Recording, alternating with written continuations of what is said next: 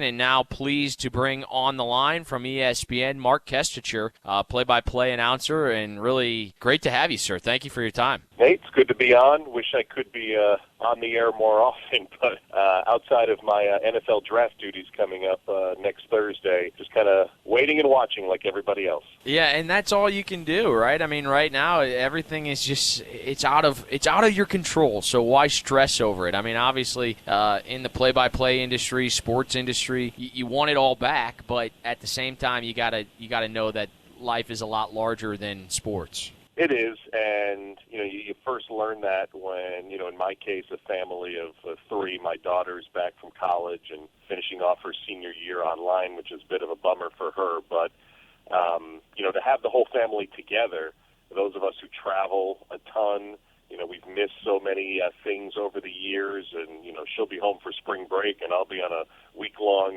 road trip and, completely miss that. So, that's kind of the blessing in a very difficult time, is to have as much family time as we've had. But there is a rhythm to the calendar, for so many of us. And, right now it is the 2 or 3 days before the NBA playoff starts for me.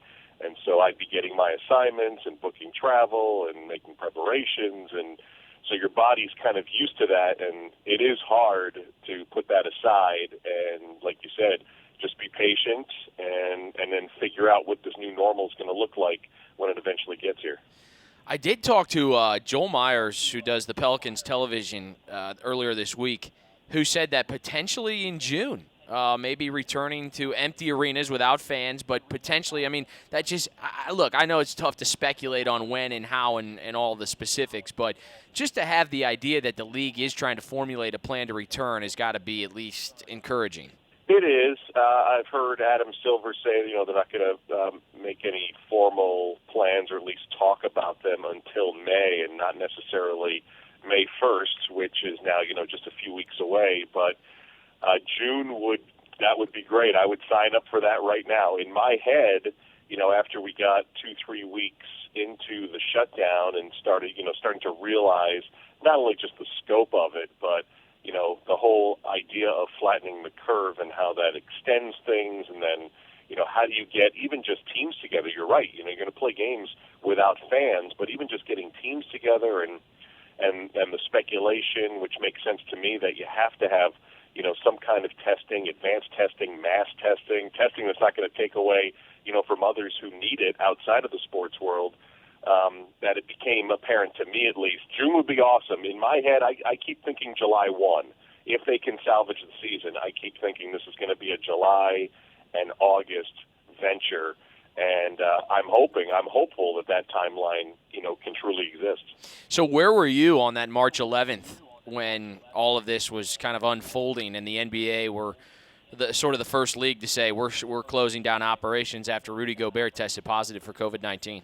I was actually in Missouri. I had called a Spurs-Mavericks game on Tuesday night in San Antonio, and I flew to Kansas City on Wednesday the 11th in anticipation of calling the Big 12 tournament for ESPN Radio. Not till Friday. It would have been semifinals and finals, but I wasn't going to head home. I headed to KC, and I actually was out to dinner with a friend downtown, and on the way back to the hotel, I remember turning on the car radio, and the ACC tournament was on ESPN Radio, and I heard Sean Kelly and Bob Valvano, my colleagues, calling the game, but they weren't really calling the game. They were having like a sports talk discussion, and then Kevin Winter, every few minutes, our studio host, would come in with, there's a delay in the game at Oklahoma City.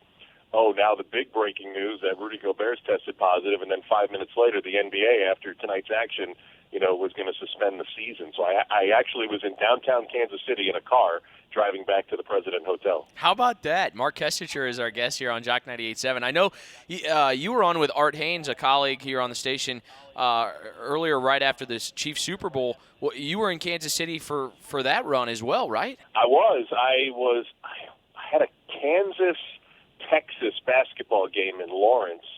It was the Monday night after the Super Bowl. So, yeah, that's right. I actually stopped by, hung out with Art during the day, bothered him more than anything because he was trying to, do reports and actually be part of a, hours-long pregame show before the Super Bowl. And then I remember I timed it out, so I rolled right into Lawrence at about 5:15, checked into the hotel, and flipped on the TV just as kickoff was happening. So I was in the greater Kansas City area, for the Super Bowl. It's funny. I'm listening to you talk about, getting into your car and turning on ESPN Radio.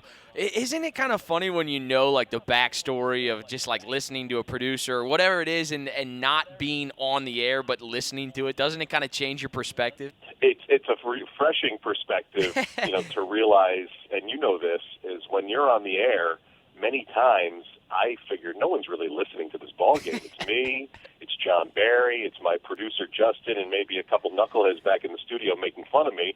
That there's just the five of us listening, and then your phone blows up with texts, and emails of people are driving around listening to you, family and friends you haven't seen in years might hear you on the radio. So it is, and I'm just a sports junkie anyway. So if I'm in my car. Even when I'm not driving, with the advent of, apps and internet and, all kinds of different radio apps where you can tune in from around the world, I'm always listening to stuff. So it's, but when I'm listening to our own channel, which is what you're talking about, yes, knowing all the guys and, we've had some great moments over the 20 years I've worked there. It's kind of fun to see them, especially in a high-pressure situation like it was that particular Wednesday when the NBA was shutting down. Like, I felt for Kevin Winter because I knew what he was going through, having been through other points, in the country, 9/11 to be specific, where, we had to change the course of our programming and get out of our comfort zone a little bit. Marc Kestecher is our guest here on JOCK 98.7. Where's home for you? Home is right in the middle of Connecticut. I live about 30 minutes away from the Bristol ESPN campus, where I actually haven't been in a long time. I'm heading in on Monday for our rehearsals for the NFL draft, which will air Thursday, Friday, Saturday next week. I'll be the only on-air person in the studio. Everybody else, including the host, Dari Noka, will be at their homes, kind of like the NFL teams and the commissioner, themselves during this draft. So I'm close to ESPN, but it feels like I'm a million miles away because I haven't been there in ages. It's going to be really interesting, this virtual draft. I find it, it's a good thing and a bad thing for the league. It's going to be must-watch television, I think, because of the newness of it all. It's also unfortunate that they can't kind of kick off football in Las Vegas, but, they'll eventually be able to do that sometime soon. But this virtual draft, what are you anticipating? Well, I think what's gotten us ready for it is, at least those of us who are still starved for sports, and I really haven't had much appetite to watch any news for like the last 3 or 4 weeks. So I had horse on, last night, and even though it's not exactly up my alley, and we've gone back technology-wise when we're watching.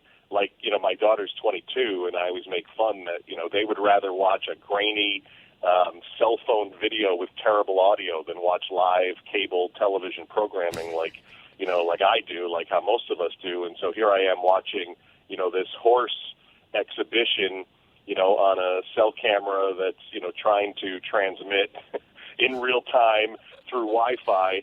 And so I think because of that and some of the news programs, I think they've done a great job technologically just to have multiple people in different cities from their homes. You see it on your local newscasts as well. So I think that's a long way of saying that whatever happens next Thursday, Friday, Saturday, we're almost a little bit used to it. The delays and people talking over each other, the random audio dropouts, which we hope doesn't happen, like when they announce, and the 5th pick in the draft, and you hear nothing, and then they come back, and Oklahoma State, that's all you hear. You don't even hear the name. So it may be something like that where it's not perfect, and it certainly won't be anything like we're used to, but you're right. There's an appetite for something live, something immediate, something I don't know. I don't know. I knew Rod Artest was going to hit that shot the other night for the Lakers in the replay of the 10 finals. There are times I have no idea who the Miami Dolphins are going to take, at number 5, and that I look forward to seeing and, of course, hearing on our ESPN radio platform. There is also a great program that is going to be launched this weekend, The Last Dance, and Michael Jordan, and chronicling those remarkable seasons. I mean, how much fun? I would guess that I don't know if you were in the business at that point, but I mean, just to kind of relive it as a fan of Michael Jordan and his greatness in the game of basketball. I was early in the business. I was calling Continental Basketball Association games in the early 90s, among the other, jobs I had. And so a lot of my work was always happening, while the Bulls dynasty was going on. I saw as many games as I could. I was like anybody else, those Sunday noon games on NBC. I watched all of those. I watched the finals. The cool thing for me is we're interviewing a lot of the participants from those 90s Bulls team for a project that we're working on over at ESPN Radio and hope to roll out soon. I just interviewed George Karl, who was the head coach of Seattle in the first of Michael Jordan's return of those 3 championships in 96, and I think we're going to speak to Steve Kerr next week to talk about 97 and 98. So it's fun to relive that, and it's great for this new generation, which, makes me feel terribly old, that they never saw Michael Jordan play ever. And if they did, it was, the Wizards' Michael Jordan. So to see the domination, and talking with George last week, and he said what I believe, that there was such a greater gap between the best player in the NBA in that era, Michael Jordan, and the next best player. We have great players now, including LeBron James, and in George's, he put Michael Jordan above LeBron James, as I do too, but to realize and remember just how great he was above the rest of the league, and then how great that team was in 95-96 to finish it off with 72 wins in the championship, is a lot of fun for those who went through it, and is a great learning perspective for that new generation of fans who never really got to see him play. Well, Mark, sports are obviously, part of your work, your life, your profession, your entertainment. Is there anything that maybe you've picked up? I know you sort of alluded to it earlier with beginning to spend some family time, but just trying to take away any positive from this unfortunate pandemic. Well, family, obviously, as we said, was number one. Reconnecting with people and people I've worked with, and I encourage those who haven't already. I can't remember anybody's phone number anymore. Nobody does, right, because they're all on our cell phone. I have so many contacts of people I have not contacted in years, and so I try every day to pick 2 or 3 people in my contact list and just send them a text, just seeing how they are, what they're doing, and it's amazing. Many of them have just been, 3, 4, 5 texts going back and forth, but at least once or twice a week, somebody I haven't connected with, and a name that may sound familiar to those who listen to the early days of ESPN Radio, was Chuck Wilson. Chuck Wilson and Tony Bruno were the original weekend programming. Chuck I hadn't talked to in years. We had an hour-long conversation about 2 or 3 days ago, and it was great to catch up with him. So, for me, it's the reconnecting, not only with my family, but with all the people that I've worked with in the past 30 years in this business that has been so much fun. Marc Kestecher, ladies and gentlemen, great stuff. Stay healthy, the best to you and your family, and hopefully we get to hear you soon enough on a broadcast, a game, something of that origin. But I guess NFL draft, you'll have some coverage. I'll have a couple here and there. I'm just a small little part of it, but I'll be glad to be in the studio, turn that microphone switch on. There's something that you take for granted when you've been in the business as long as I have, and I'm actually really looking forward to it. Mark, thank you so much for your time. All the best to you. Thank you, Nate. Appreciate it. You bet.